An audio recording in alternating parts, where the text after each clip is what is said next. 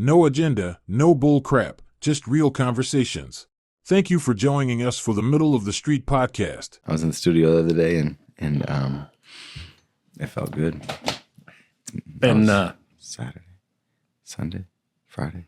I forget. Last Friday. Been a crazy week and a month and a half. I mean, I was messing around, missed a lot of stuff. Hold on. We just gotta say we back. That's how you gotta start that. Yeah, we're back in action. Apologize for the break in the action, but we're in the 4-5. Don't worry about that. We back. We're in the 4-5. Look, this is some people's first time ever seeing us. That's true. They didn't even know that we left. That's true. That's true. No, but for real, you've been in Arizona living it up. Yeah, we were in Arizona in the warm weather and avoided that really nasty cold stuff here at home. Yeah, so my kids really appreciated hanging out. They had a fun time. They left. Then my wife and I, we got to chill alone. That was fun. So it was all around good stuff. It was great for us, man. We love having the kids around. And Auntie Mariah brought them down. That was pretty fun stuff. Look, it was the first time the kids were flying alone, but then their aunt went with them, so they weren't truly alone, which was nice. Let me talk about your big baller status. It was your birthday, so we out to dinner at the Mexican restaurant, and about the only time we can ever try to buy you a meal is on his birthday. It's the only time we can ever pick up a tab. So I'm feeling good. I'm about to pick up the tab. They sing happy birthday to the guy. Luckily, it wasn't some prick that wanted to try to embarrass somebody. Yeah, no kidding. That shit was crazy. Oh, my God. I wanted to kill that guy. Okay, anyways. So, but we're at the nice restaurant. And then this guy, we try to buy him dinner. He goes ahead and just buys the kids flights out to freaking Arizona. Yeah, well, you paid for dinner. That was, yeah. The kids had a fun time. It was fun. Arizona, I tell you what, every freaking day, they were sending back stuff. You were sending pictures. They were sending pictures. Like, y'all didn't waste a second, it seemed like. We had a lot going on. Ish and I went to the Waste Management Open, sat on the 16th hole for 4 or 5 hours. But he said it wasn't just like, see, I've never been to a golf thing. This is like a skybox. You're like in a tent or in a big thing and doing, come on. Yeah, with food and beverage. He was like, that was baller status. All-inclusive stuff. He was like, this is pretty cool, Grandpa. Felt like sandals out there. Yeah, it was pretty fun stuff. Jeez. And then while we were gone, you got a really cool award from the Malone Center for all of your volunteer work. Talk to me about that a little bit. Well, because you're so willing to help out and do things, they recognized me for that. But really, it's because people help so much. And thankfully, I'm the black guy that can do it. So it happened. But I tell you what, y'all got to see some good golf, didn't you? We did. It was fun. It is a different scene in person. Like, people really hitting the ball right. Yeah, because they don't swing hard. And it hits them the exact same spot in their club every time. I mean, it's sick to watch. It looks way different than just amateurs. Yeah, than watching me hack it out. See, I think the difference between a professional golfer and an amateur golfer is a much larger gap than a professional basketball player and amateur basketball player. Yeah. I think so. Like, and I'm not saying that professional basketball players aren't great and like aren't amazing, but I think that it's a different game. Real golf, like people who are really, really golfers, I don't know. I feel like it's just at another level. Yeah, I mean, golf it's really you against the course playing against somebody else. So it's so individualized. If you miss a putt, you miss a shot, you miss something, it's you. There's nobody going to rebound and save you. Once in a while, they may bounce off the stands or something, but sure, but nothing serious. I know what you mean. There's no assists. There's no nothing. It's just you. But yeah, golf it's a fun game, but it's a tough game. Humbling. It is just tough. Humbling. And I'm not saying that like I'm saying like an amateur can go out there and score on a pro. It's not what I'm saying. I just feel skill level. They're just that professional golfer. Well, you remember basketball, the dream team, they got throttled by the college all-stars in a game in the gym. Sure. And really gave those guys a wake-up call. I mean, those were college ballers. Yep. Went out there and there was 10, 12 Hall of Famers on the court, and they lit them up. Before NIL. Yeah. You're right. No, you're right. I mean, I don't remember the year of the Dream Team, but yeah, it was. Well, another thing is too, for example, like when Kobe Bryant or some of those other big players, they would go and play like in Rucker Park, and they'd play pickup basketball at places. And I'm not saying that they don't stand out, because they still stand out and they're great while they're out there, but guys can play with them. You know, guys can score on them, guys can play with them, guys can D them up and stop them every now and again. But it's like, I don't see an amateur golfer winning a single hole against a pro.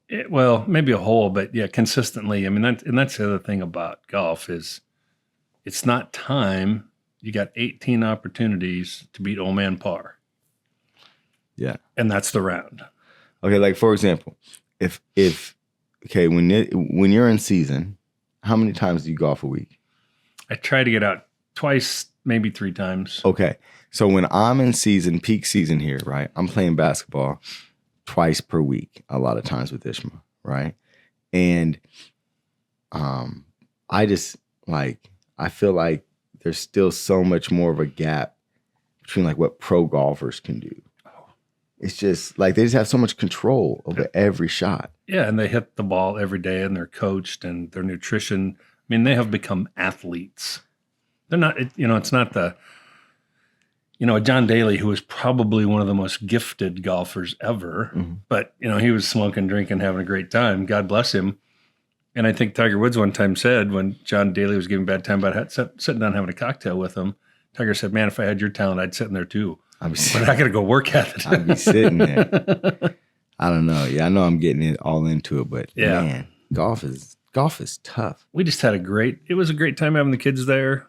I only yelled at them once, and that wasn't their fault. It was just we were in a messy spot. But I thought that the kids got to fighting. Sometimes kids get to fighting. No.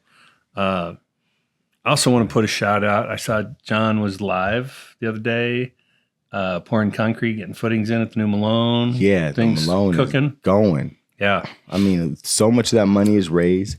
So much of that effort has been done. I think they're just $2 million away. Yeah, and then it's a brand new building, so it's really amazing. Hopefully, I can hit the lottery Saturday night, and I can get John a check following month. Shoot, that'd be cool. Yeah, heck yeah. I'd love to write that check. Me too. Me too. So, kind of getting in, I mean, there was a whole bunch of things that have happened. I left right before inauguration, and then all the new cabinet and Doge, and we got to talk about that a little bit. I mean, yeah, this whole Doge thing, I don't know if I 100% agree with how they've went about all of it. Sure. But I 100% agree of them looking at waste, fraud, and abuse and where we're spending our money, because it's not really government money. It's our money. It's taxpayers' money. Why isn't there a continuous audit on how government spends taxpayers' money? Well, there's supposed to be. That's oversight. There's different oversights, but nobody ever does anything about it. And I think it's really because, my own humble opinion, is because so many of those people that are doing those audits are from the inside. Sure. And that's why all big companies have to use outside auditors to come in. Yeah. It's not an internal audit. I mean, it's has to be external. Independent. Yeah. Now, but it's billions of dollars. Now, I feel a few ways about this. I feel strongly a few ways about this. For example, there's no reason why American taxpayers should be paying for like condoms in Uzbekistan or in Palestine or in wherever. Or Sesame Street in wherever. Or there's no reason why. I mean, I've heard just some of the most outrageous things we're paying. Of course, we're paying for news media in Ukraine or news media in all these other places where we want to prop up some type of propaganda. Now, those are outrageous as well. And don't get me wrong. I mean, these are like 500 million. These are like 300 million and $750 million. These are lots of money that these initiatives are happening and these people have found. Now, but the problem, of course, is is you still have to be, I guess you can't have it both ways. So what I mean by that is, if we're calling out fraud, if we're calling out Fraud, waste, and abuse. fraud, waste, and abuse, but if we're also calling out, the lack of transparency or the inside dealings, we're saying there's too many inside dealings to where a person who, for example, a senator can insider trade or can trade, but can be making decisions that he will know things or she will know things that they could know what's going to happen in advance and be able to make an advantage in the market on that, right? The people can invest in these things and know what's going to happen. Also, the senators, they have different types of ways that they can play the game to get money. They may be on a board that approves a drug, or be on a board that approves something, or makes it mandatory to do something at a place, and then they're getting kickbacks, or once they leave, they'll go be the CEO of the company. Yeah, or get a high-paid board position because they're on a committee position in Congress. Yeah. So those things are happening, and we really frown upon those, and we don't want those to happen. So Elon Musk, being what I've only seen as a good businessman when it comes to finding waste and when it comes to making a profit in some ways, or getting at least investors enough money so that he can keep it rolling. Yeah.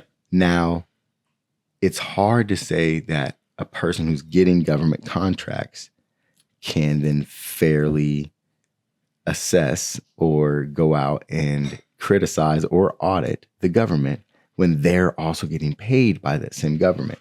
Even if his intentions are good, and I'm not saying, because I really just don't think that Elon is taking advantage like that.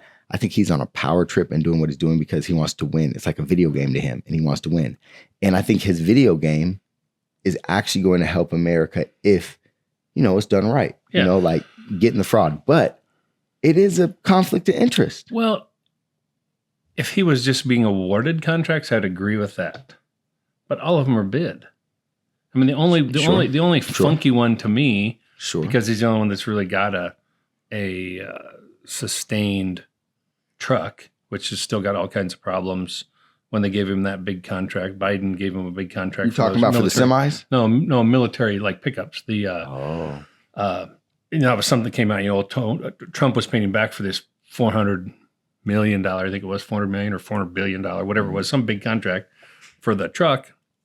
Well, that was actually done by the Biden administration, not by Trump. But the media tried to play it up. But he said, I heard Elon say, if you can find a better value for the money on any of these contracts, show me. He talks a big game like he's doing the American people a favor with what he's doing for us. And if I'm not mistaken, he's doing some rocket technology that's kind of vital to our national security. If I'm not mistaken. Yeah, I mean, once Obama kind of killed that part of NASA to put people on the moon and space exploration, I mean, they kind of relied on Musk and Boeing. Boeing actually got a lot more contract value than SpaceX, but SpaceX has figured out how to catch the main rocket coming back, which saves billions of dollars every time. So he put himself in a cost position to win with technology. So I would say that when it comes to Elon, he still has some type of connection where he's getting paid from the U.S. government. Now, we can't afford to not have that contract with him because, just imagine if he was just switch ship and say, okay, bet, I'll go, do this with whomever else, right? We would be a little bit in trouble is what they say, right? That being said, still just the premise of someone who's getting money from the government, auditing the government just is, it's just unethical. But if you hired auditors, you're paying them. I mean, so because he's on contracts, I don't see, because he's not on that many contracts in the big picture. It's a big number. Sure. But they're basically, all of his government contracts are around two technologies, SpaceX and Starlink. That's his two biggies. It's too big use right now. Yeah. And that's because nobody else got the technology. Somebody says it's at the tune of maybe it's like 8 million a day. Could be. I think so. I think it's at the tune of like 8 million a day. And I understand they're doing big things. But here's another thing though. So, right, like, again, I'm so okay with them stopping stupid waste where it needs to be stopped. And there are downsides to this overhaul that they're going too fast, I believe, when it comes to things like park rangers. I saw this post today, and it said something like, someone was hating, said, this lady, or, it was like a nice looking, just a young lady, maybe 25 or whatever. And they're like, she was in a park ranger outfit. And they're like, she's supposed to be able to help protect you or get you out of danger if you're stuck in danger in a park or something like this or whatever. And then people are kind of hating on it, saying, she doesn't look like she could help you or she can do anything. And then people who are sensible were like, well, like, if you're a real person who's really like going out and exploring into a national park somewhere, and I don't know, doing, if you can do that type of camping where it's not a real campground or whatever, you're probably a pretty outdoorsy person. A person who can kind of take care of themselves and or depend on other people that are around you doing that type of thing. Her job isn't primarily for that. Her job, I know some people get upset. Her job maybe is to look and make sure you have your fishing license if you're doing some type of thing like that. But the main thing that I remember these park rangers for were when my wife and I, when we were traveling with our kids and needed affordable places to go for vacations. And our big thing, right, instead of Disney World or instead of a big money eating theme park or something, would be going to like a nature spot, a big national park, the Grand Canyon, to Yellowstone, right, to these places that are natural beauties and wonders. And we could get in there for a very reasonable price for the car. And then these rangers, they would help you find where to go. And we could get where we wanted to go. Then the kids would get the little booklets from the rangers. And they would go throughout the park and do the little things and fill in all the things. And then we'd come back at the end of the day. And it'd take a long time. Might be the next day, right? Yeah. And you'd come back and then you give it to the park ranger, and they'd check it out. They'd really take it serious and go through all the answers with the kid. And then they'd give him a junior ranger badge, and they'd say like this pledge to protect the national spaces and to be environmentally friendly and, to really respect the land that we're given. So I think, how cool is that? It's really cool. And then you go fire these people. Well, they fired 1,000 of them. Jeez. There's 433 national park units. Okay. So it's like 2.1 per that they lost. Wow. And I think some of those parks are huge. But the national parks, I mean, they have 12,000 employees. Mm-hmm. And then they said, this is just full time. You can go ahead and hire your summer help, because they use a lot of summer help. Mm-hmm. College kids going out doing stuff. Sure. So I don't think it was as big a deal at this point until we can get our finances in order. I think all of it's necessary. So here's what I think, right? Now, you fire a person like that's they're willing to pay to make under $50,000 a year. Most of these people are making like $42,000 or $44,000 a year.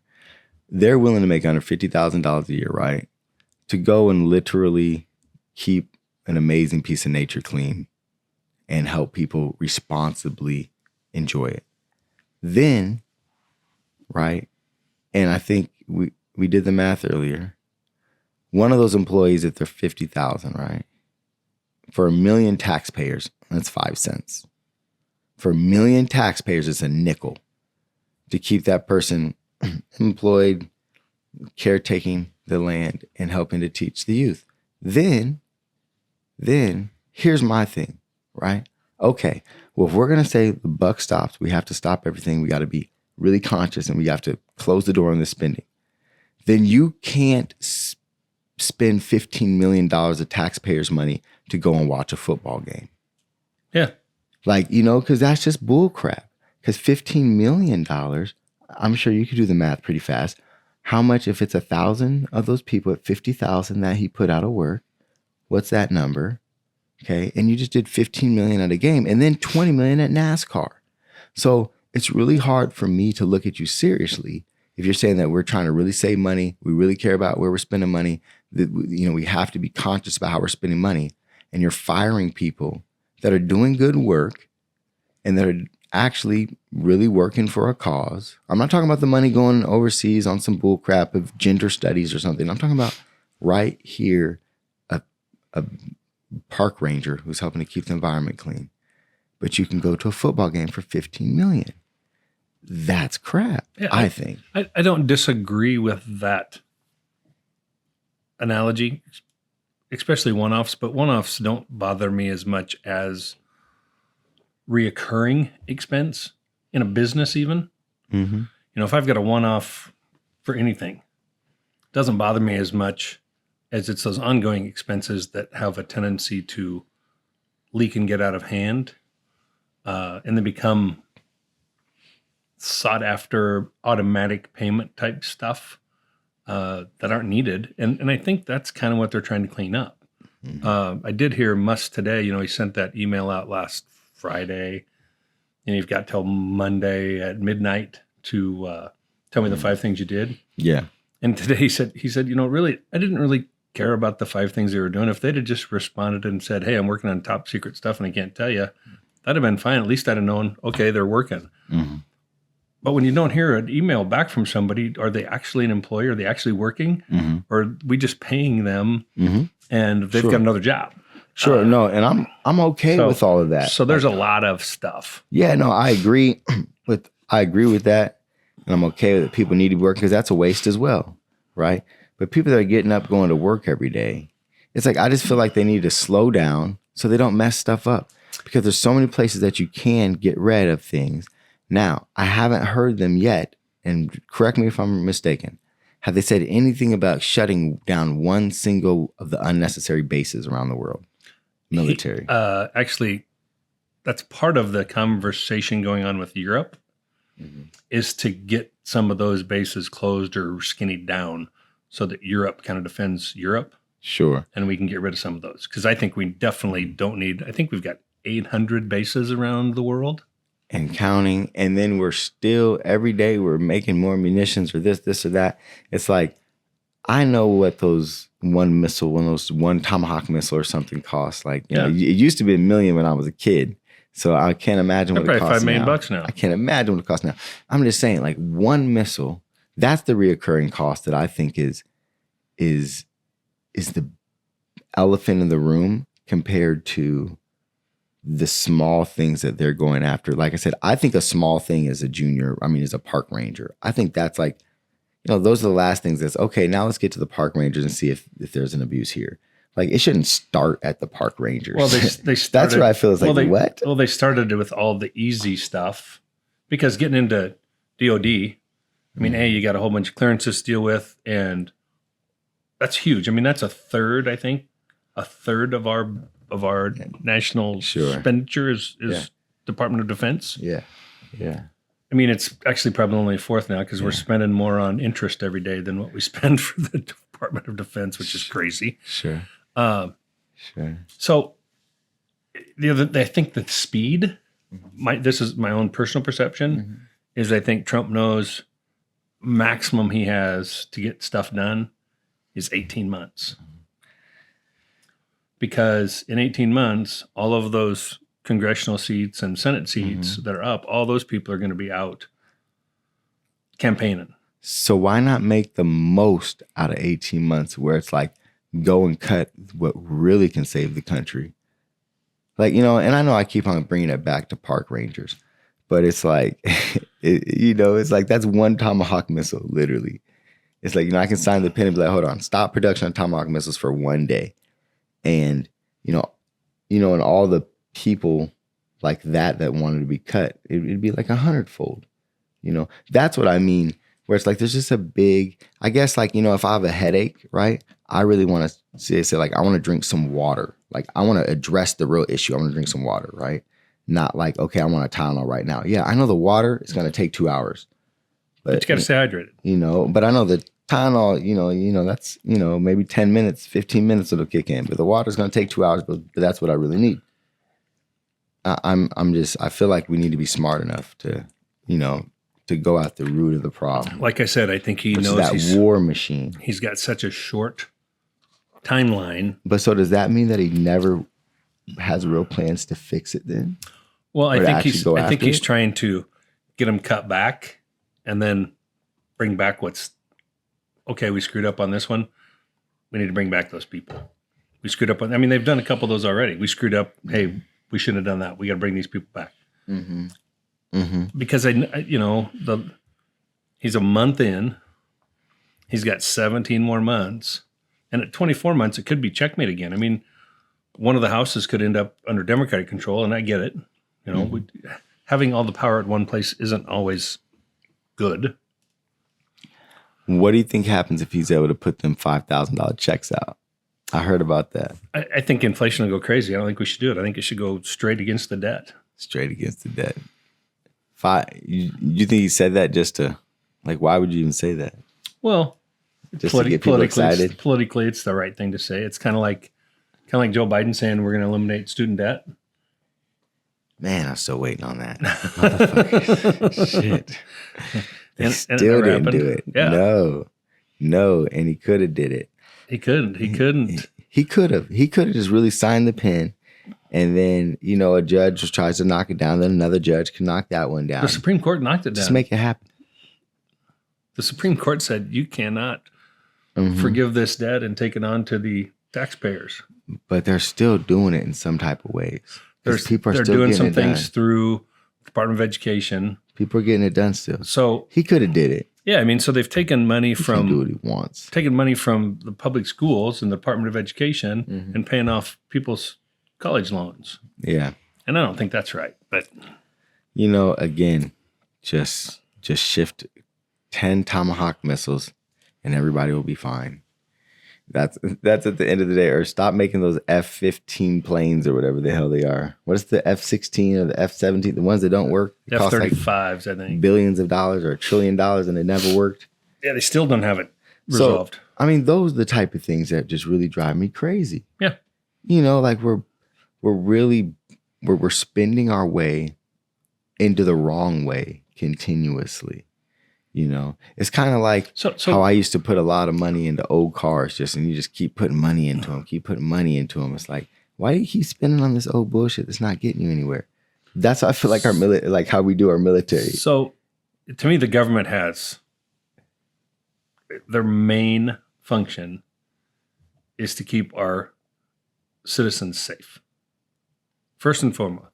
From outside.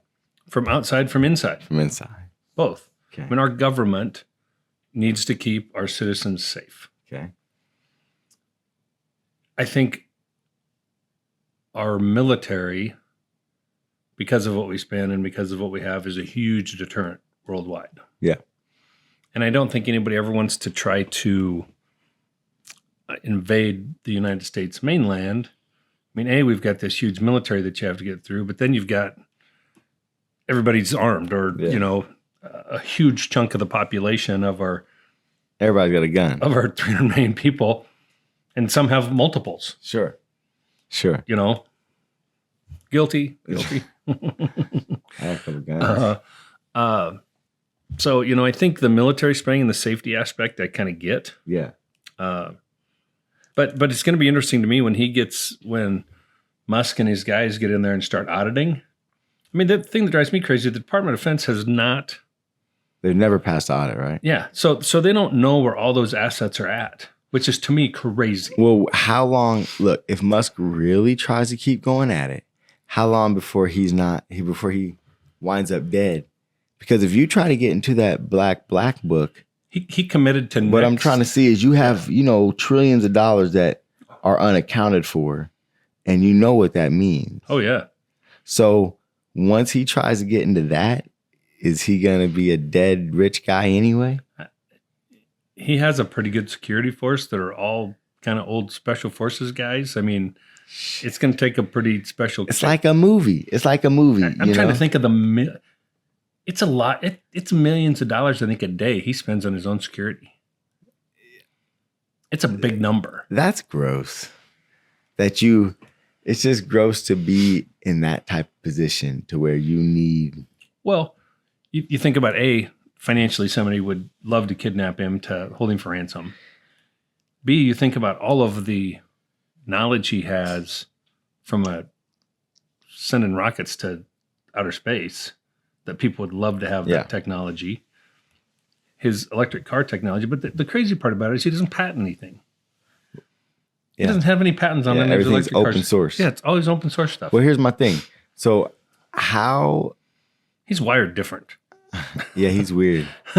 How many I wonder how much he spends on his kids' security. Like, cause somebody want to just kidnap his kid and hold him for ransom, or does he have like a thing where it's like out there, like, hey, look, if you kidnap my kid, I'm not paying for him. Like, kidnap all you want. I mean, I think he's got security around his whole family and all of his kids, but his kids are all. I know, like, not all of them even live with him. They're all homeschooled. And the ones that are, they're all homeschooled in a special school, and he's got special teachers for him because he wants them to learn about life stuff and building stuff, not just about reading, writing, and arithmetic. Yeah, no, I definitely dig that.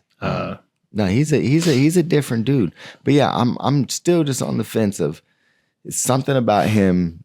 I don't know, man. Just something about him. Just he doesn't feel. It's the unknown. Trustworthy. It's the unknown.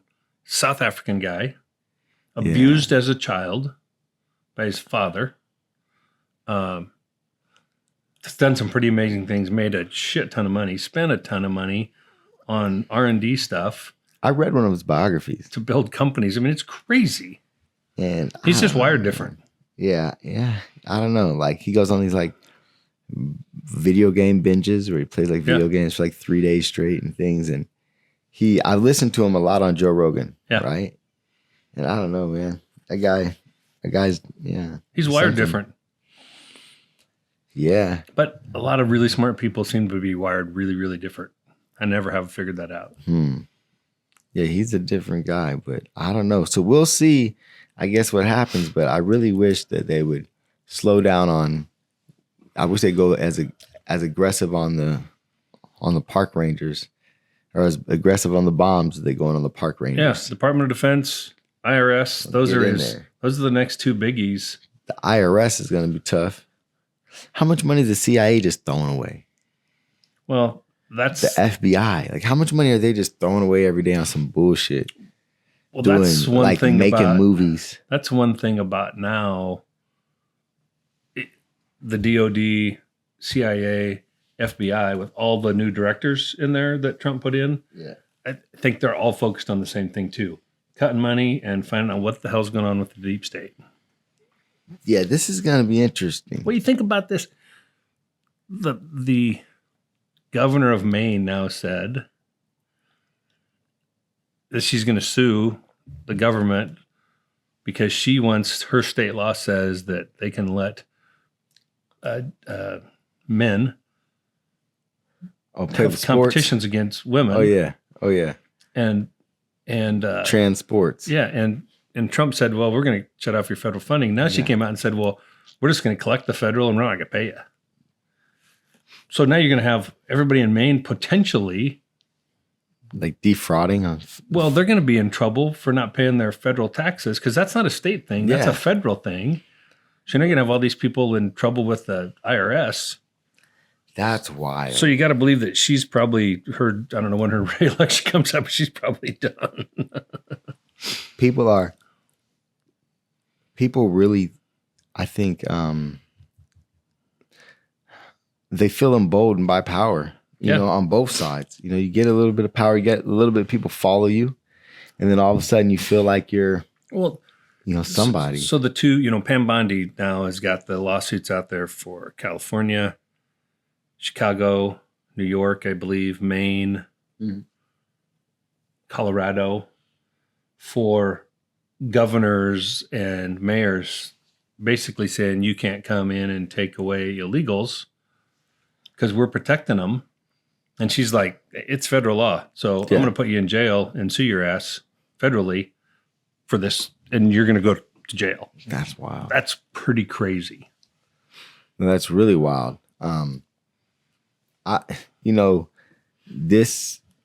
This whole, I mean, it's kind of like these plane crashes. Nobody's saying, well, they cut so much out of the FAA. sure, Well, the biggest problem with the FAA has been the same problem for a long time. They're still running stuff from 1950 software-wise. They build all these cool planes that can land themselves, but the airport doesn't have the technology to do it, and the FAA doesn't have the technology to do it. sure. But from an air traffic controller standpoint, you probably don't remember it. You were probably too young. But their union wanted to go on strike, and Reagan fired them all. Really? No. And so we have never caught up from the 80s. We've never caught back up with Where we need to be. air traffic controllers. Wow. And that was all them. They had some pretty outlandish demands, if I remember right. I mean, I was high school. Wow. It was. No, I think it must have been in 80 or 81 that happened. No, I don't know anything about that. That's wild. Yeah. Well, I tell you, I looked it up, and a lot of plane crashes happen per year, right? I know they're making a big deal out about it, but I guess this is more regular passengers, like passenger plane type, big passenger planes that this has happened to. But plane crashes happen. Seems like hopefully it's just a little bit of an unfortunate glitch or whatnot. Well, it's, if you do the research on them, most all of them are pilot error. You see those, you even see them on TikTok and stuff, I just saw one, Spirit Airline, they said, ground everybody, tornado's coming. And the guy from Spirit Airline took off anyway and lifting off. And he said, we had a ground freeze, this tornado coming. He's like, yeah, but you don't have an air freeze and I'm in the air now. Yeah. Yeah. If that tornado would have came through and hit that, knocked that over and killed everybody. Sure. It'd have been, yeah. No, a lot of, I remember when I was in, Arusha in Tanzania, and we were trying to fly back, I think to Dar es Salaam, and they were just holding the planes forever, and people were so upset about it. But they're looking like, why are you upset? Like, there's a storm up there. Like, you want to go fly with a storm, or do you want the people to be safe and just wait it out so it gets clear skies, and then they go, because they just weren't gonna fly in any storm. Into a big sandstorm or something, yeah. Yeah, they're like, we don't have, it's not worth it to fly in a storm. Like, dude, just chill. Yeah, and I don't know what they have over there for technology either. All I know is that, the planes weren't huge that we were on, but, everything seemed normal or whatever. But they're like, we're just not about to fly in these storms. Like, it's just, there's big storms here. Like a good friend of mine, one day, a guy asked him, how does he know when he needs to de-ice his airplane? He says, I have no fucking idea. I don't have to go anywhere that bad. Have to go. That's a true story, cool. Man. I don't have to go that bad. If it's cold like that, I'm chilling. Yeah. No, make it easy. No, for real. Don't go. Shoot. People try to overdo it, and that's no good. So Trump, his big thing also, it seems, has been letting go of all of the January 6th people. Right, all the people that they say broke into or held people or not. I guess didn't hold people hostage, but what the people say is that they held them hostage inside the thing or whatever. This whole little insurrection. Do you agree with all the pardons? I don't agree with all the pardons on either side. I don't know all of the details of each individual person, but Biden. What do you have? 8,000 pardons?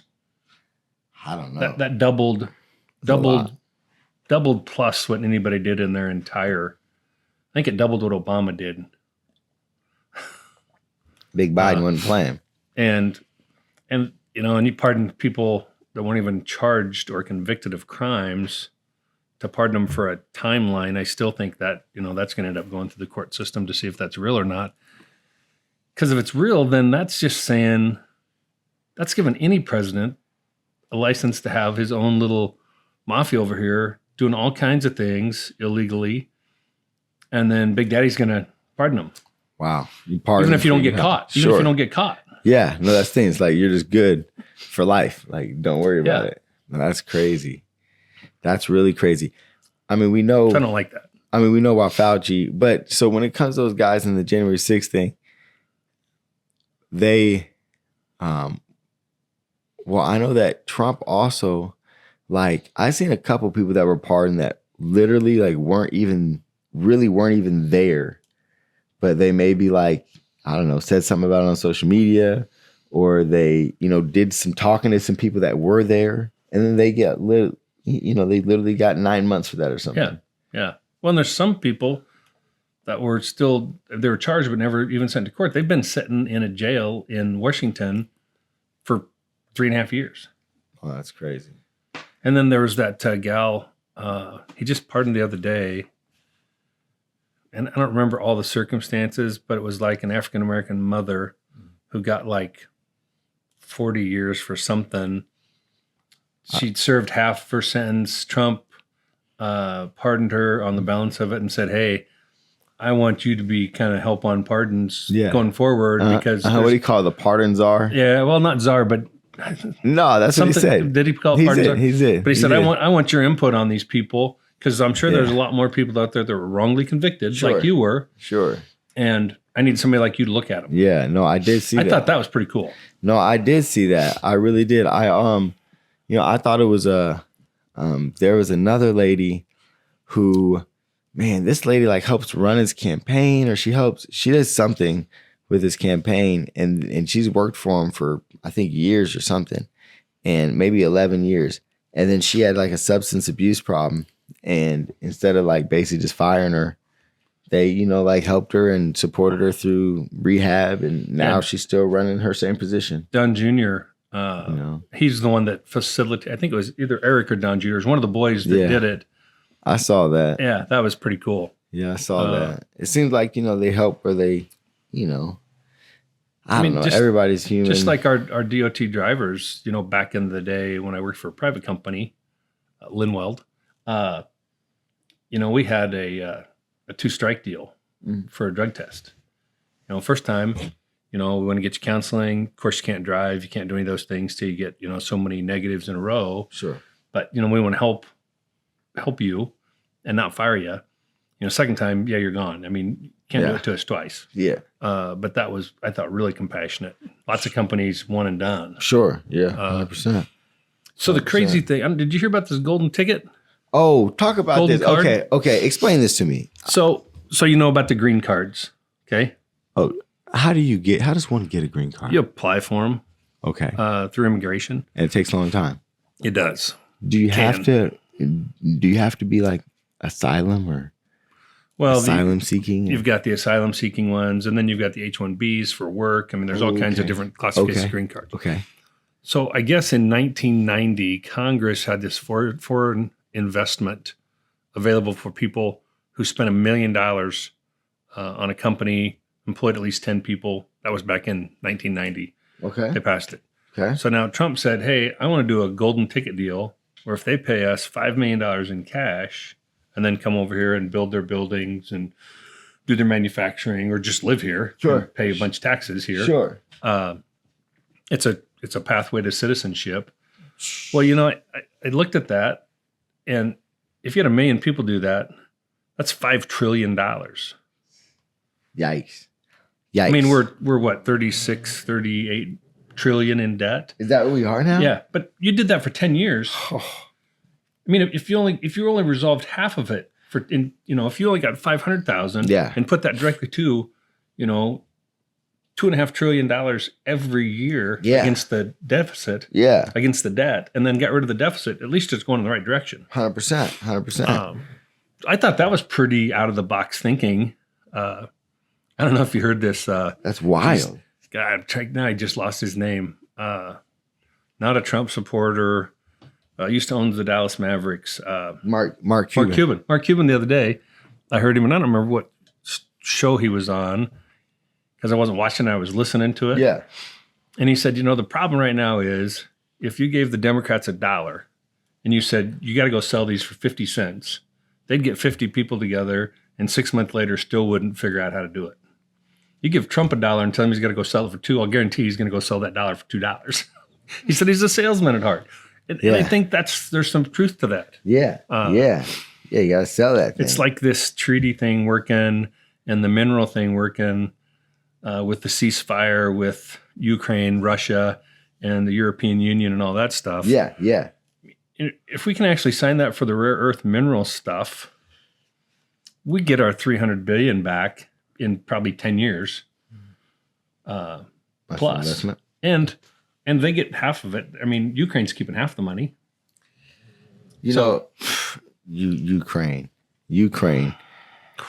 It just seems like it just keeps getting worse and worse of our supposed commitment or what we have to do. And I wish we could just rid our hands of it. I mean, we could just turn the back and say we're done. Well, we had to do that early on, and we did. And I contended all along this was a European problem, not an American problem. Sure. I mean, they're a long ways away from us, Sure. and they're not threatening the United States. Putin's not threatening the United States by this. I don't think he's threatening the rest of Europe. Oh, I don't think so either. Because I think that he knows he can't stretch himself out that thin. Like he doesn't have the resources to do it. He lost a bunch of people in this war. Yeah, it's he don't have enough manpower. Well, he's got a ton of people, but he doesn't have the technology and weapons, doesn't have enough fighting force to make it happen. Sure. I mean, the Ukrainians, what was it, 10-1? The Ukrainians are outnumbered 10-1. Yeah. But with the technology from the West, that helps. But I mean, kind of neutralized him a lot. Yeah, but trying to do that 10 times or 5 places, that's impossible, basically. Yeah. So this golden ticket was kind of an interesting deal. Okay, yeah. So what's the golden ticket do? So it's basically, I'm Joe Hichawari or whatever from China or something, and I want to come to the United States. Okay. I can apply. Okay. Give them $5 million, go through the extensive background checks, and then I can come over with my family and live here and invest and start a business. $5 million? $5 million. So is that refundable? I don't know. With Trump, probably not.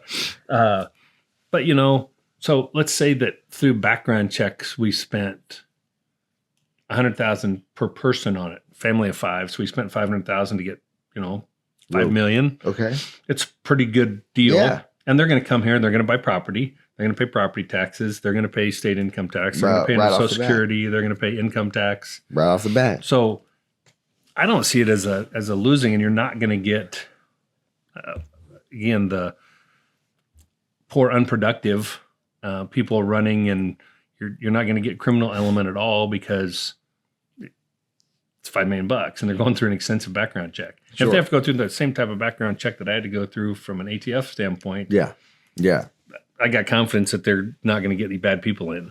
Sure. So kind of an interesting concept, though. It's just kind of changing an old law from that law's 25 years old. No, that's wild. I mean, that's really, really cool too. And I mean, it could be some real serious revenue. Yeah.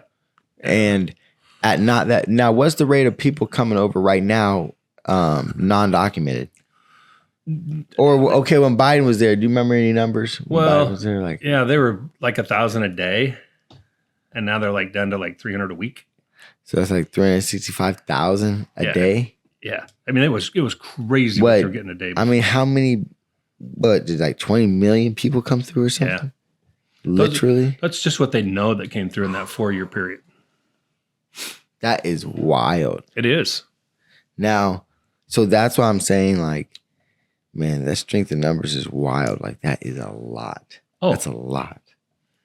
It's huge. Wow. I mean, it's that's why some of these states that are sanctuary states, sanctuary cities, have been back to, hey, we need $20 billion to do this, or we need $15 billion to do this because we were taking care of these immigrants. Wow. Well, I don't know that that's the federal government's. If the state said, hey, we're going to do this, then the state needs to cover that fund. Sure. I don't remember Colorado saying, hey, we need billions of dollars because we're the first ones to legalize cannabis. Yeah. We didn't need billions of dollars for drug programs or anything. They just ran with it, man. Yeah. Just got it in 100%. Yeah.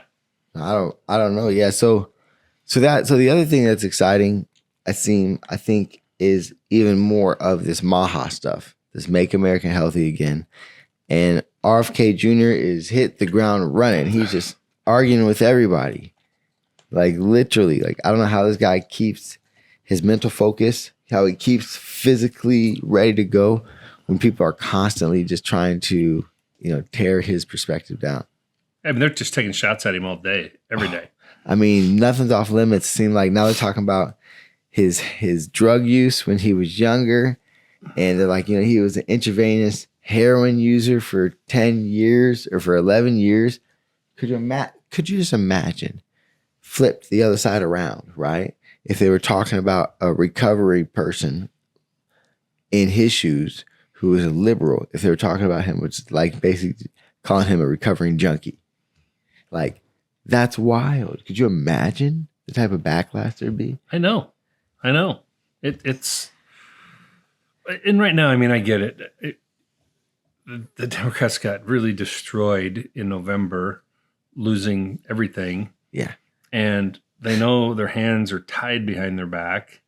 And so it's all they can do is push back and scream and holler and try to get all the little snippet stuff, even if it's only half true, because they need some wins. Who's the They need Carville? That he's a big Democratic strategist. He said, I think the Democrats just need to shut up, sit back, do nothing, and let the Republicans step on their Oscar and screw this up. There you go. Well, a lot of people, like, they expect something like this from a party, and then when the party delivers, how the party usually delivers, then they can be, they can really turn on you quick. If they turn on you, it can get real dangerous. Yeah. So, I mean, that's how I see it. And I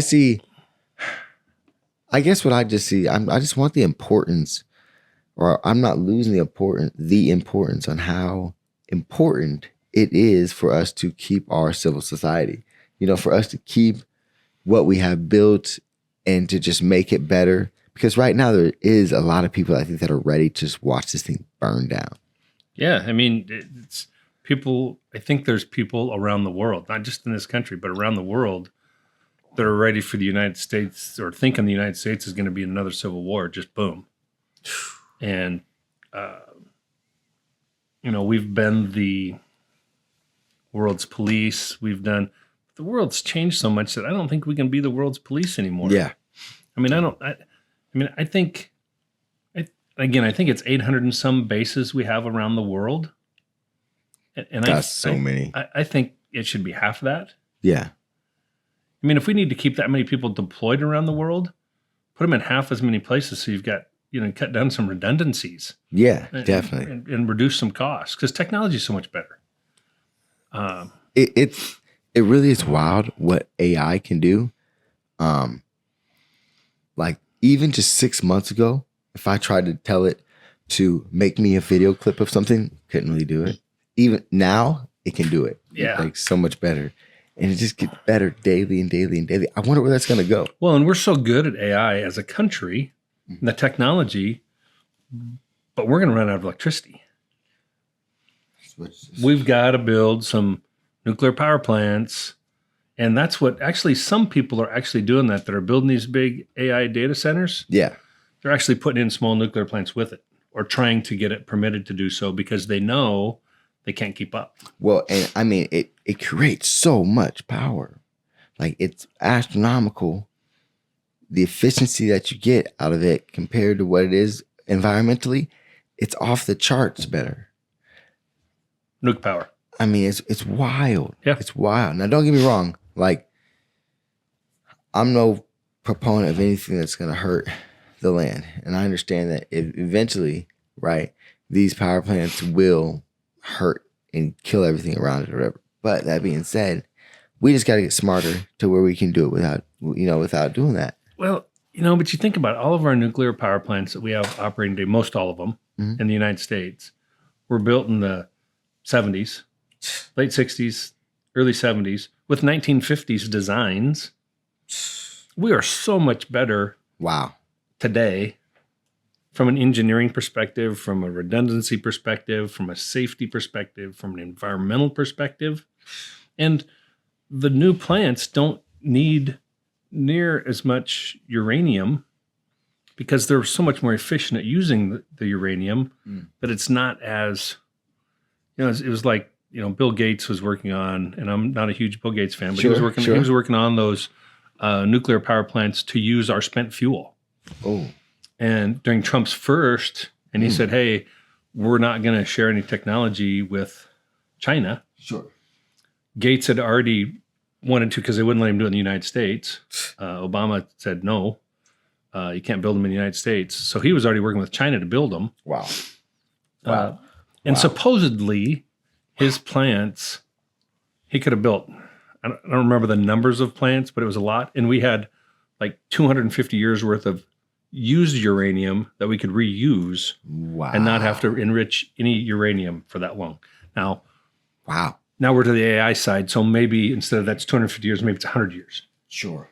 Because we're going to have a thirst for a bunch more electricity. Yeah. As soon as something new comes out, like, because right now we've kind of been, I feel like, in this plateau of new inventions and this plateau of new things happening. And then all of a sudden it's going to hit a big uptick again. Well, all the new stuff, our government squelches it for environmental reasons or, spotted owl, beetle, something, whatever it is. Yeah. There's always something. Yeah, always something that's not really significant, but they treat it like the most significant thing, and it takes up the most energy, the most. It's kind of like when we left Arizona, we drove up through the mountains, up through the forest, up north, Payson, Arizona, and up that way. Beautiful forest. Yeah. Ponderosa pines. We were driving back in the woods, back to our friend's place that have a place up there. They have done such a good job of forestry, of cutting the dead wood, hauling it out of there, grazing cattle in there, so that the grass is down. Sure, it's not just a tinder. It's not just a tinder box ready to light. Exactly. I mean, the polar opposite from the stuff that I saw in California. Now, I haven't been to California in a while. Yeah, but when we went up to, we landed in. Where did we land? Sacramento, and then went through the mountains. We were going to wine country, and up through the mountains there, you could just see all the dead wood everywhere. It was just nobody was taking care of being real stewards of that land. Yeah, if anything, they were stacking the stuff that had died along the road and fallen onto the road, and they were just stacking it up there. Well, they're just stacking. They're stacking. Like nobody's coming. Nobody's coming to get that. Yeah, hauling it out of there. Oh man. So I hope that we get smart about forestry. Sure. So that we don't have these Palisade fire things. That's so sad. And so sad. Although not a lot of people eat goats, but goats are great at going into those and cleaning up grass. Cattle are fine too. They'll clean up that grass. Oh yeah, I know. I mean, shoot, goats are huge. When we were at Langston University a couple years ago visiting, when I took a group of boys down on the HBCU tour, they're talking about, like, in many places of the world, goats are like one of the main meat sources. And they had more goats in their lab than they did people in the whole town of Langston. Yeah. More goats in their lab. I mean, so they're doing amazing, cool stuff. It's just not a meat that's caught on in the Western world because we've been kind of beef cattle oriented. Sure. I've ate goat. It's not horrible. It's not my favorite, but it's not horrible. Sheep is the gyro meat, huh? Yeah. Sheep. Yeah. Different. I like sheep. But, you can run cattle up in there. I mean, John Wayne ran cattle up in the national forest in northern Arizona. Way back. So we can run cattle into those forests. It'll keep things cleaned up. Sure. Keep that fuel down. Yeah. So not to get on but that's cool though. Topic. We were talking about that though. It just made me think about that. How clean their forests were. Yeah. Well, being stewards of the land, I was editing this documentary that we're working on called Stolen Land.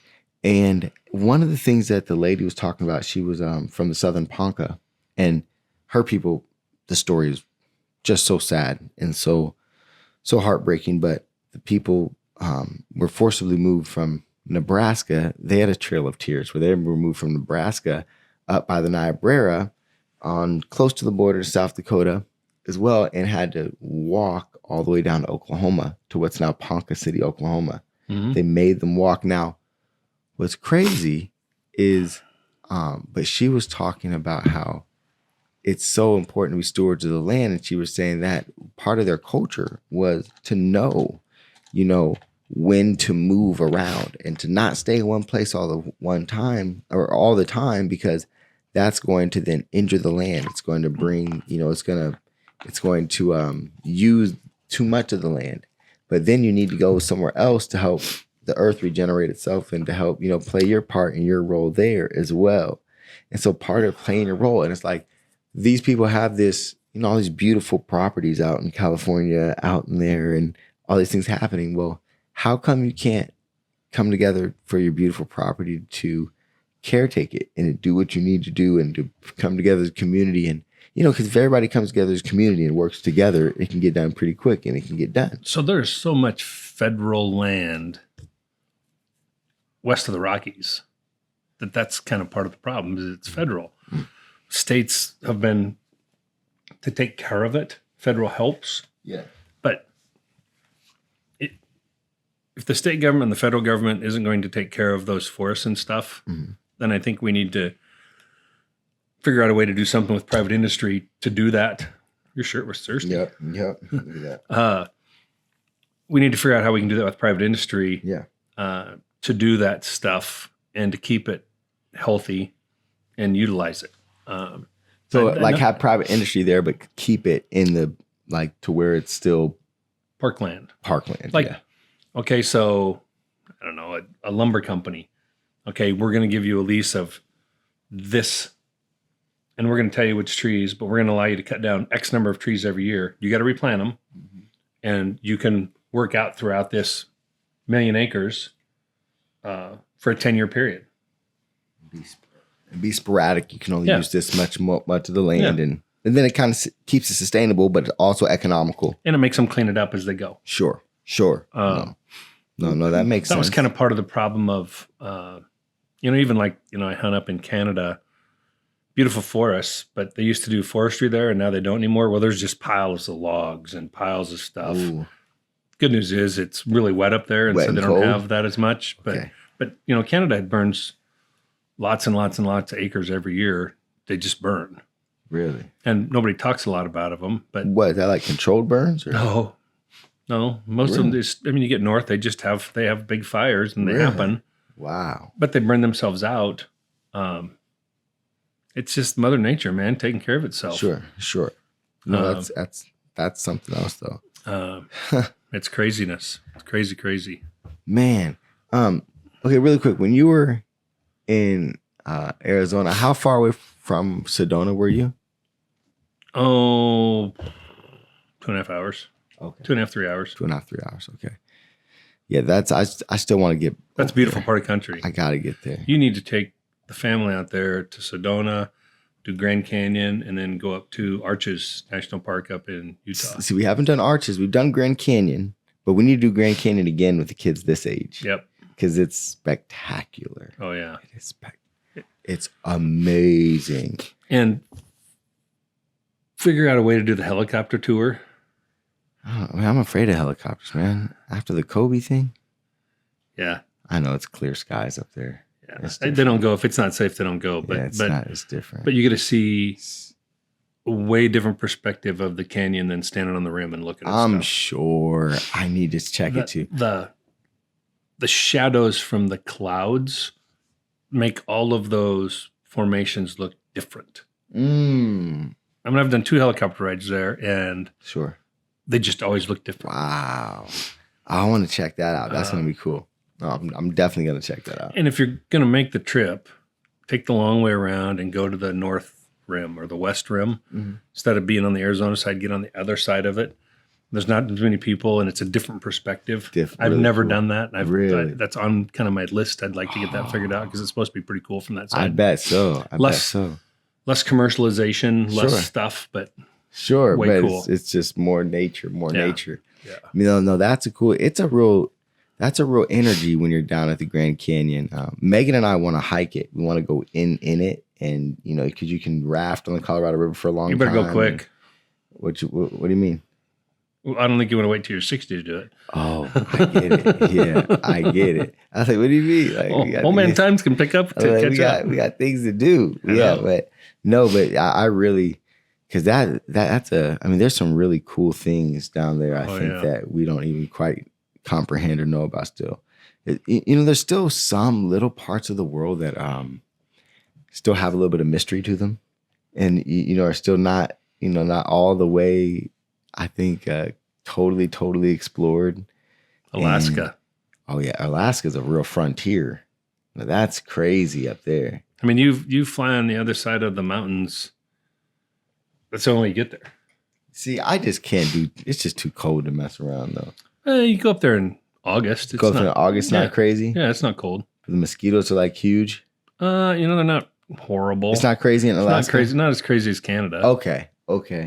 Because man, I mean, at night, yeah, you're gonna have mosquitoes, but sure, uh, but it isn't like a horror movie. they always have a breeze. It seems like Okay. up there. That helps. At least where I've been, anyway. There's Because just always 2 a little mile breeze. per hour push around a mosquito, pretty good. Oh yeah. Oh yeah. No, that's awesome. No, I need to get up there, but I'm trying to think what I would do up there though, other than just enjoy the nature. Hiking crazy. Hiking. I love hiking. Yeah. There's just They have those big ponds that are just like clear, big reflecting ponds and stuff. Like those type of things Glacier are really lakes. cool. Glacier lakes and things. They're not quite as cool as the ones in New Zealand, but they're pretty cool. See, I gotta get New Zealand. Oh, what they got like just huge, like just clear, like glacier lakes and New Zealand really that are just the prettiest colored you could ever imagine. I gotta do It's that. just it's sick how cool they look from the air, and then you land on them. With the helicopter, you land there close to them, and you can put your foot in them and stuff. It's really cool. Oh, I gotta check it out. Yeah. I really gotta see it. Yeah, see, so I really would like to, I gotta get some other places. Megan and I, we need to do some more traveling. It's just so tough with the time. It's That's really what time. it is. It's time. It's treasure, Mhm. and the age of your kids, it's hard. Oh yeah, because the kids got everything going on, and they're to the point where they don't like missing school because it takes them so much to catch back up. Yeah. To where it's like, man, I know when I was in high school, I was like, I don't care, I'll miss school. It doesn't matter to me. These kids are like, no, I can't miss a day, Dad. It's too hard to catch up. Well, and they work really hard on their grades, and they care about that stuff probably far more than I ever did. They do. So Which is cool. We just booked for Ishmael's birthday. He wanted. Did he tell you? So he wanted to go. He changed his mind a lot. But then he finally came to the decision that he wanted to go on a college visit at FAMU, and so we're going to Florida A&M. FAMU. We're going to Florida A&M on his birthday is the 19th, right? So When school get out, we'll be, what do you mean? Oh, like, so summer, no, we're just taking like a weekend and a couple day trip. So his birthday is the 19th. We'll be visiting FAMU on the 17th of March. So we take off that Friday and then we come back Tuesday. 14th to the 18th. Yep. So St. Patrick's Day, we'll be down there. But yeah, so we'll be visiting, and Naja's going too. The whole family's going. So Naja's going. She's excited to see it as well. And so he'll be visiting engineering college first. And the engineering college, they have they have nine branches of their engineering college. They have like the bioengineering, the chemical engineering. They got, or maybe it was 7. Maybe she just said 7 or 9. It's a whole bunch of stuff. They got structural. They got a whole bunch of crap. I was like, wow, it was a couple of things I never even heard of when she riddled it off. I was like, my goodness. So They may have 9. really, man, all I know, I was like, what the heck? And then so we have a tour with them, and then we'll go to main campus and tour as well. But like the engineering campus is about 2 miles Away. off. Yeah, off. Kind of like our East campus. It's their own. It's like exactly. It's like their own thing. So I'm excited for him to see if he likes it, and we're at least going to spend a day and a half in Tallahassee. Let him feel that city. And so the engineering college, the FAMU Engineering College, is like split between FAMU and FSU. Okay. So it's like a combined engineering And college. what state is it in? Tallahassee, It's all in Florida. Tallahassee? Uh-huh. Oh, all of them are. That's cool. It's in Tallahassee. Yeah. Panhandle. Yeah, Tallahassee. It's crazy. So Tallahassee has about 160,000 people, smaller than Lincoln. Oh, yeah. I was like, wow, that boy. It sounds about his speed. But you go about 100 miles and there's a lot of people. It's just a lot more people in that part of the world. Than Yeah. here. No, most definitely. Yeah, like there's just, all the cities. Florida's still got, what, 30 million, 28 million I don't know a people? lot, but all I know is, I know what you mean, because if you go around here, for example, if you go to a little city like Blair, you go to it's like 1,000 or 2,000. But all those other cities you go to are like 60,000, 80,000, 40,000. All the way down the water on both sides. Mm-hmm. Yeah. So I get it. Yes. The middle part of Florida, there's not a whole lot happening. Sure. No, except for Orlando. Orlando has a good going. Central Florida, I tell you what.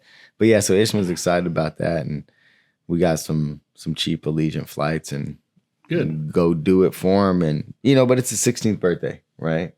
Like sweet 16. You get one of those. Gotta go all out. And I was excited that he didn't just want to do something with with the friends.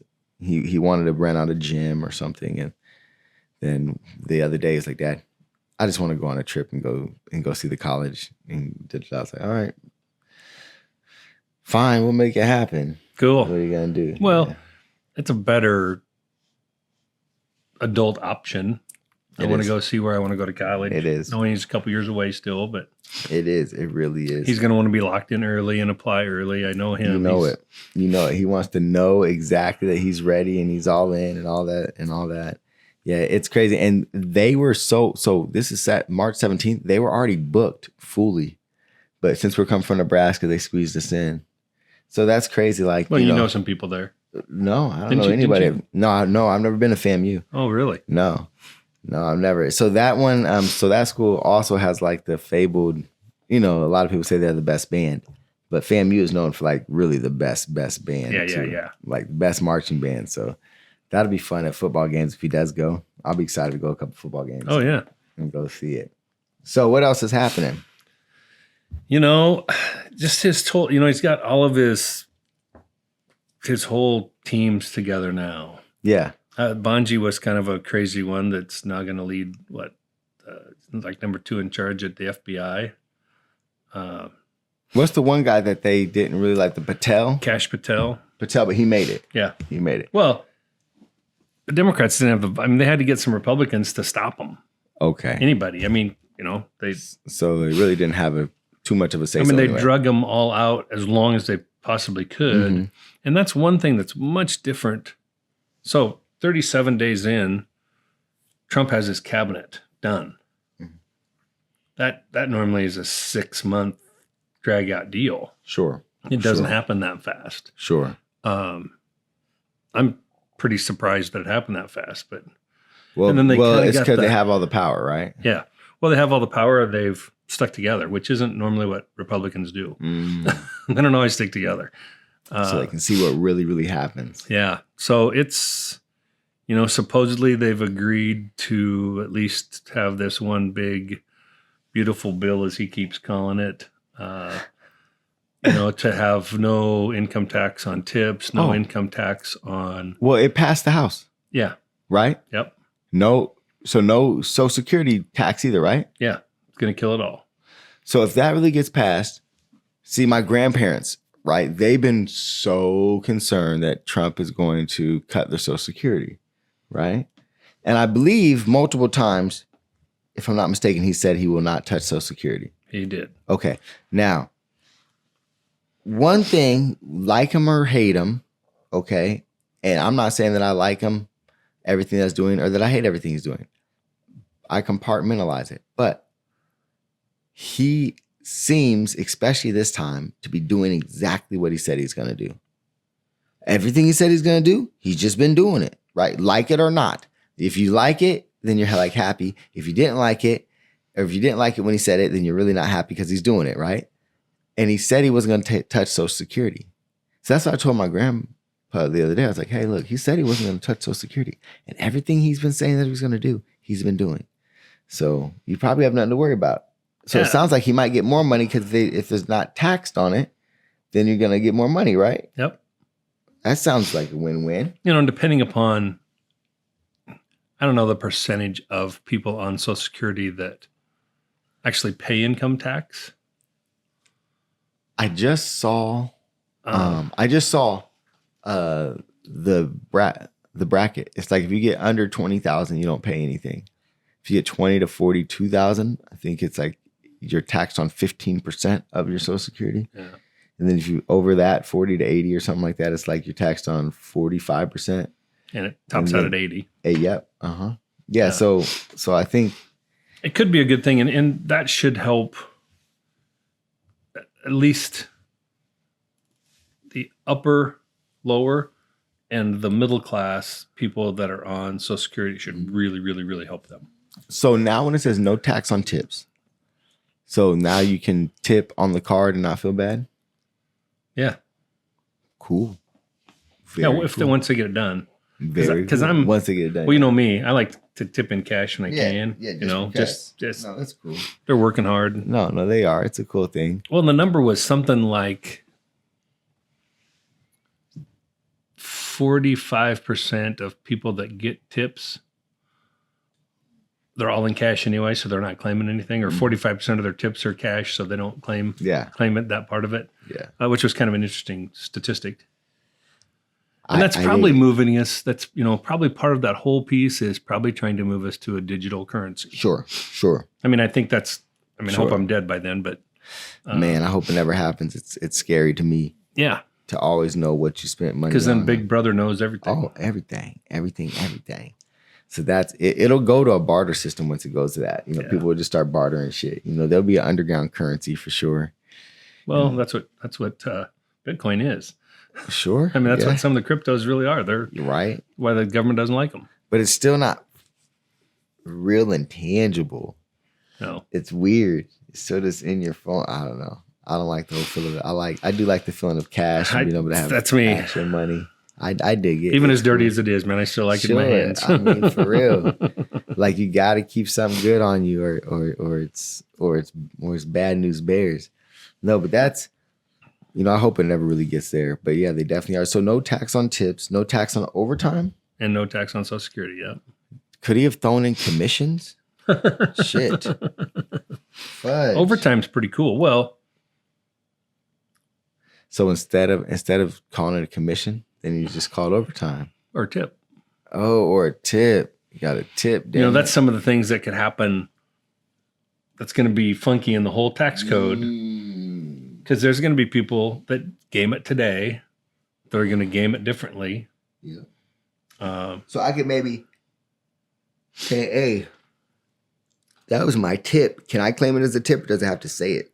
Would have to say it. They have to say it. Oh man, like, hey, look, I want to claim it as a tip, man. So what I don't know, that's wild, is like,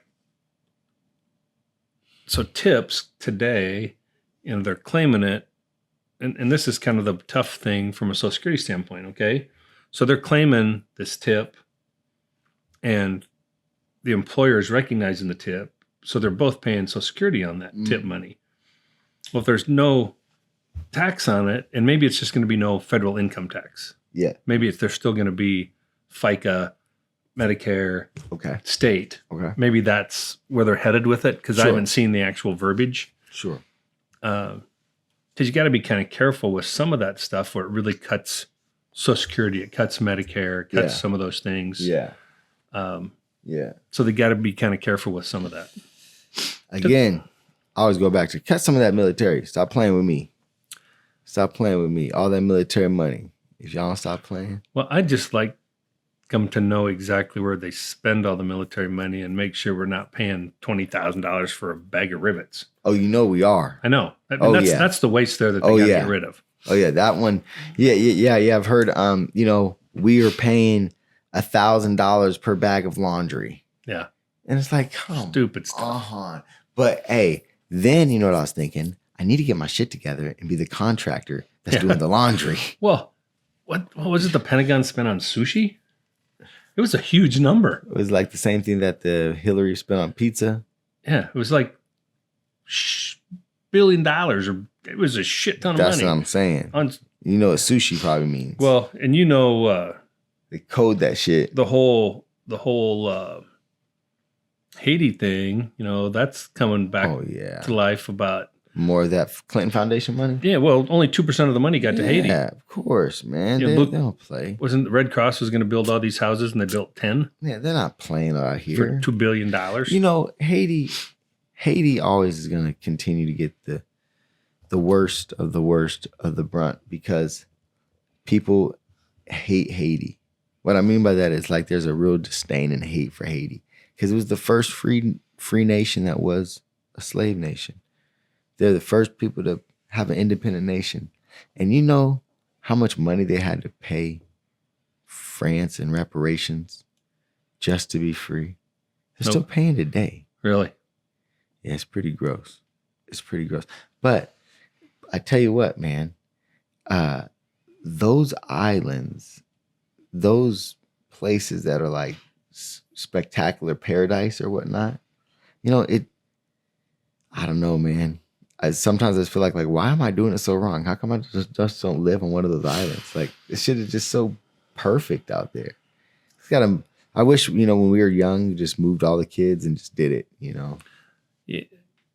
Yeah, because all the kids are real young in retirement, because then they couldn't never. Because in retirement, I've said that, and Cheryl's been like, "Well, no way, because we can't be that. We're not going to miss the grandkids. We're not missing them grow up." Yeah. See, so there's all those. There's always those emotional pulls, man. Always those emotional pulls. The grandkids will pull us next time too. Yeah, because it's different, right? You guys are always able to babysit. You're always able to see them. It's important. We're over there. When the kids were young, 3-4 times a week at least. Yeah. And and that's the cool part about being grandparents and watching them grow up.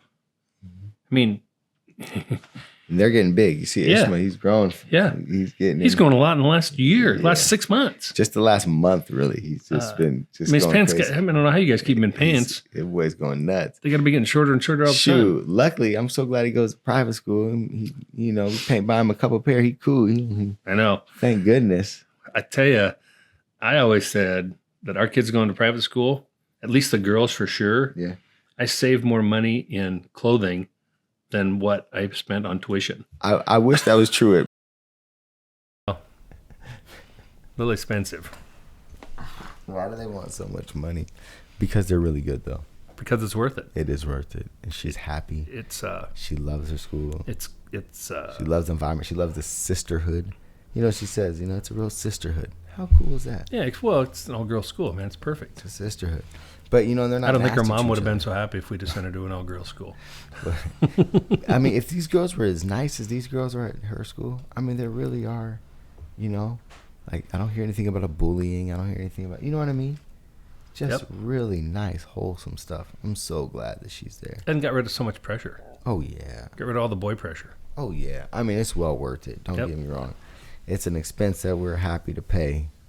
We're going to keep on paying. We got 3 more years in it. 7.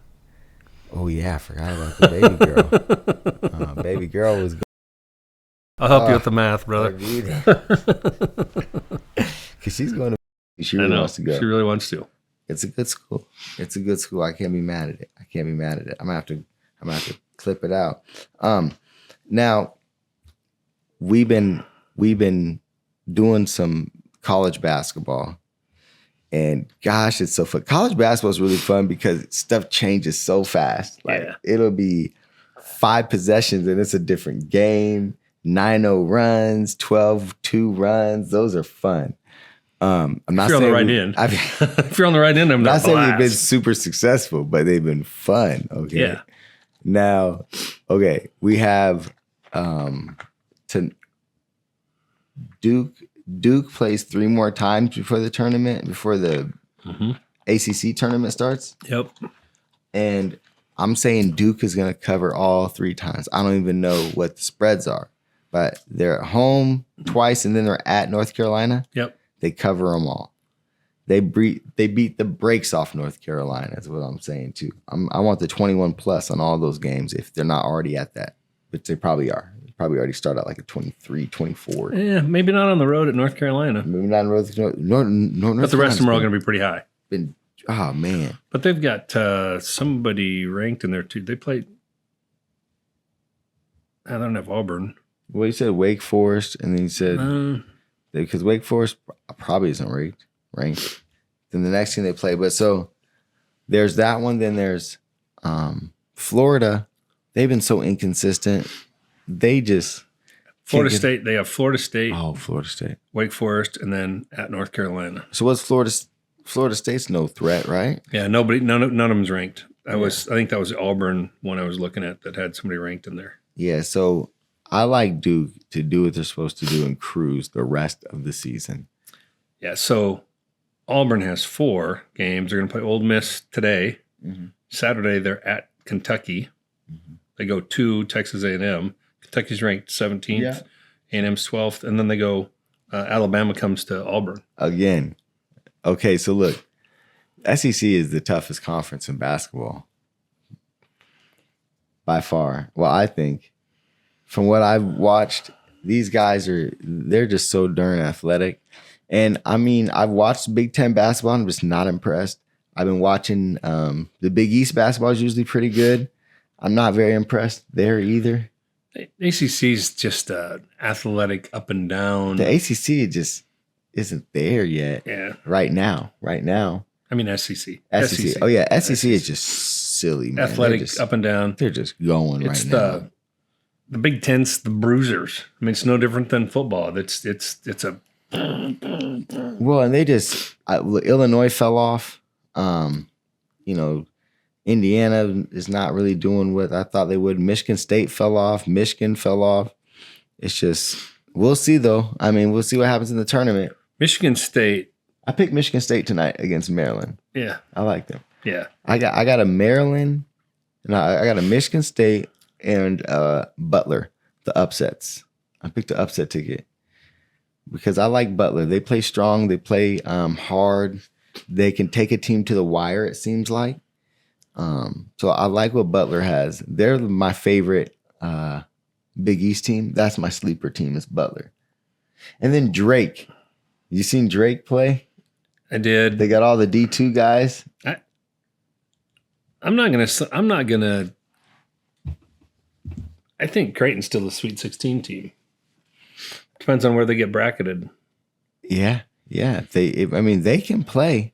We got Creighton on a ticket. They're no different than 50% of the teams. If their threes are dropping, they're going to win a lot of games. Sure. And if they can get them down the floor. I know what you mean. If you hit, it's tough. If they hit, they're tough. Teams that are going to be tough going into the tournament are the teams that are, for the season, are over 30% from threes. Those are going to be the toughies. Those are because those guys, if they shoot, they've had some 40 and 45% nights from the three. Mm-hmm. They've probably had a few 25s too. But I mean, 3-pointers change the game a lot. No, they do. They do. So Duke for sure. I think they're Final Four lock. You got. I think Florida loses early, like a round of 32 or something, just because they've been just so up and down, right? I think Iowa State loses early too. I think they're an up and down team as well. I saw them lose last night at I forget where they were, but they lost last night to a team they shouldn't have. Oklahoma State. They lost to Oklahoma State. Oh yeah, KU just fell off the map. Fell off the map, man. They just flat. They won last night by 6 or something like that. They barely won the last game. No, but it was in Colorado. At Colorado and Monday night. They at Colorado only won by 6. It was. And Colorado could have won. Colorado could have won that game. Slugfest, man. Oh yeah, it's bad. No, Kansas. If they get to the tourney, they don't deserve it. I don't think. I don't think Kansas deserves the tournament this year. Yeah, don't they have 19 wins? They have 19 now. Yeah, they have 19 now. I mean, they have to get 2 more. If they get to 2021, they're going to make it. Just off the name. Yeah, but I mean, well, and the fans that follow them. Oh yeah, definitely. Oh, definitely. But I mean, too, Bill Self, they get a couple guys hot. But yeah, I just haven't been impressed with them all season. I really haven't. But I do like. I mean, that Alabama Auburn stuff is tough, right? They look tough. Well, I think Kansas. NIL's got to be really tough in Kansas. they've got KU, they got K-State, they got Wichita State. From a basketball program, all three of them have basketball programs. Kansas has always been head and shoulders, Sure. but there's still only so much money to go around. And KU has spent a ton of money in their football program. And there's just not a lot around Lawrence. I guess the KC's right there. Kansas City's right there. But people just in Kansas City, I feel like they're just not Kansas fans like that. No. They're really not. They're more Mizzou fans for some reason. This is true. True. Not sure why, but they're just more Mizzou fans. SEC just feels bigger, feels cooler. But I tell you what, I mean, but too, their pro teams just run that city. Yeah. The Chiefs run that city. The Royals are cool too, but the Chiefs really run that city. Well, it's all the same ownership, man. Hunt family owns both of them, don't they? I didn't know that. I think so. Really? They did at one time. Oh man, that's a lock. Now that's how you win. Yeah, own the market. Oh my goodness gracious. Win them both. You mess around and invest in Missouri, you'd be all in there. No, that's freaking crazy. But yeah, so I'm really a big fan of Duke right now. I think that they're just head and shoulders above everybody. Oh no, they don't. No, they don't anymore. Nope. So Drake, they're fun because again, they got that new coach that came from, I forget where he came from. It was the D2 school. Was it Iona or something? Or he came from somewhere very small and had a D2 roster. So instead of getting a transfer portal and switching his whole team, he literally just like brought basically his whole team from his D2 school. And they're going to make the tourney. Yeah. They're a sleeper. I like them because they can hit. It's just, it's just going to be I think it's going to be an interesting tournament, but I still, Duke, Auburn, Florida, I'm in and out of love with. Mm-hmm. Mm-hmm. Michigan State's a wild card. Yep, Tom Izzo. Just thinking around UConn. I mean, if they're hitting, they're tough as nails. You can't. You cannot count out the champions. Yeah, I mean, so I think it's going to be a really, really, really, really wild March Madness. It's going to be a fun one. Yeah, it's going to be a real fun one. There's going to be some great upsets. Yeah. St. John's. What about Patino's team? They're going to play hard. Patino's team. They seem like they're got a little bit of fire. Well, in Arkansas too. Yeah, they do. He's on a streak right now. Yep. Coach K is on a streak right now. And as much as I don't like to root for Arkansas, Coach K is my guy, but we'll see. We shall see. But you're right. If anybody gets to hitting, it can get dangerous. Yeah. I think Duke's the only true team all the way around. Yeah, I think they're the only team that can put 8 guys on the floor and kill everybody. Yeah. And match up with anybody. Yeah. I don't believe in Tennessee anymore at all. Yeah. I think Tennessee is really not where they're at. So yeah. No, but it'll be a fun tournament. Now on the women's side, I liked Notre Dame a whole bunch. Then they just lost. I watched that loss. But I still like them. I really like what Notre Dame has out there. UConn, it's hard to bet against UConn. And isn't it UCLA? Yeah, UCLA's great. Been playing pretty awesome. UCLA's playing good. UConn's playing good. Like that's going to be a real fun tournament. Oh yeah, girls tournament's going to be fun. But I like UConn to beat a lot of girls by 30. You know, to go. Whenever we have a chance to to hop on like making a bunch, and then I also like UConn to start out fast on a lot. So like the races to 10, the races to 40. They're bad odds on UConn, so you just put them in a parlay or something. But those are. I think that they start out early. I like the halves on UConn, I think, or the quarters and all that. But you think about it, even as bad as the odds are. I think guarantee money. Money's money. Money's money. It's like a hit. It's a hit. It's not like everything's got to be a home run. Yeah, you're right. You're right. Hit a couple base hits. Let's go. Hit a couple base hits. Get a little cash in there, so then you can, have a couple pig picks along the way and see what happens in some parlays, but you got to take their, you know me, I'm Mr. Double up on their straight action and throw them in a parlay for half that amount. And bang, bang, get them in. No, that'll be fun. No, I can't wait to the girls tournament's going to be fun. Like I said, it's going to be real fun. We got to catch starts a parlay. On Tuesday of that week. Is it always one time after or before? Well, I think it's before. I think it's before. Yeah, I was thinking so. I'm excited to see it. It's going to be fun. It's going to be fun. When does the tournament start? I was just going to look here at the women's. March Madness. Got to get a bracket. Get a good bracket. Oh, goodness. It's already almost 7. I know. April. That's the finals.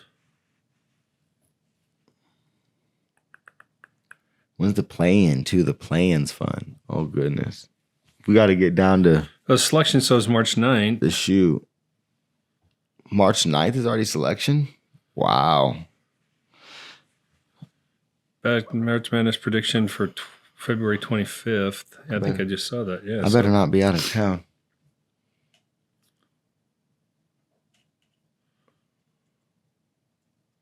Oh, no.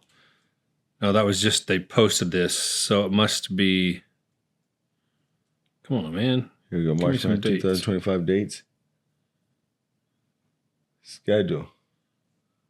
Tournament schedule is going to give you dates, though. Here we go. So selection Sunday is March 16th. The first 4 is March 18th and 19th. The first round is March 20th and 21st. So the play-in is the 18th and 19th. Then the first round is the 20th and 21st. So, bang, bang. That's the men's. Yeah, the men's. Yeah. Men's. Oh, when's the women's? Oh, shucks. I got right back to the women's. G1. I'll see if they show me. Yeah, I'm hoping you and I can hang on the heck yeah, 20th, 21st. You know it. We're going to get down there and get it in. NW.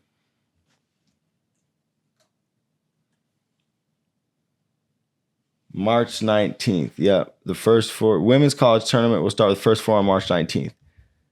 So then So they're going at the same time. Well, yeah. It's like I said, I thought it was always like one day after. It's like one day delayed, I thought. So March 19th. Conference tournaments. March. See, I thought their tournament was like the 12th that started. Right. Was their play-in. I could be wrong. I'm trying to look again. These guys are... Because I do see something about... Why? Some of these conference tournaments are like... This one's the 8th... Like the Big Sky is the 8th to the 12th. The Big West is the 12th to the 15th. The Ivy League is the 14th, 15th. Missouri Valley is the 13th to 16th. They got a really weird stuff going on. Yeah. That's NCAA basketball. Yeah, first Final Four. Yeah. Tuesday tournament will start with the first 4 on March 19th. So they do their first 4 on March 19th as well. Yeah. So they're a day delayed. Yep, just a little day after. That's going to be wild. It'll be fun. Here, let's tell the people something. My bad. So, even though we told you who we like for the championship, don't put your house on it. No. Okay. Just the car, not the house. Not the house. An old car. Have fun, y'all. Appreciate y'all with us. Love you. Thanks for everything. Thanks for your comments. Thanks for your feedback. Love y'all. Peace out. Bang, bang. No agenda, no bull crap, just real conversations. Thank you for joining us for the Middle of the Street podcast.